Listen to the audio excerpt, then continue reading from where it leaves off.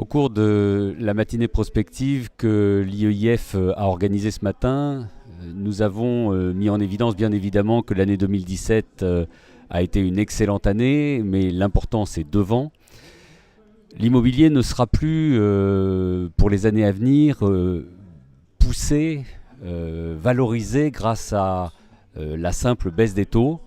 Et la recherche de surperformance va obliger les acteurs à être beaucoup plus actifs en termes de valorisation de leurs actifs, en termes de recherche des meilleures localisations, et notamment en prenant en compte un des phénomènes qui nous semble assez important, voire même fondamental, qui est la métropolisation. La métropolisation étant ce renforcement exponentiel de la concentration des hommes, des capitaux, des entreprises les plus dynamiques au sein des cœurs urbains les plus denses.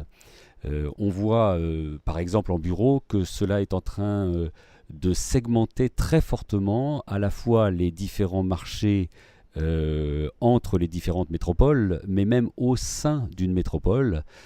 On voit que la reprise du marché locatif qui s'observe depuis la mi-2015 est extrêmement concentrée dans Paris intramuros. Elle commence aujourd'hui à diffuser de manière un peu plus forte dans un certain nombre de communes de la première couronne, qui sont en général les mieux connectées en transport en commun. Et on voit que pour l'instant, à l'exception du neuf et du restructuré, la deuxième couronne est très peu recherchée par les utilisateurs. On voit bien qu'il y a là ce mouvement de concentration qui se prolonge et qui touche l'ensemble des classes d'actifs.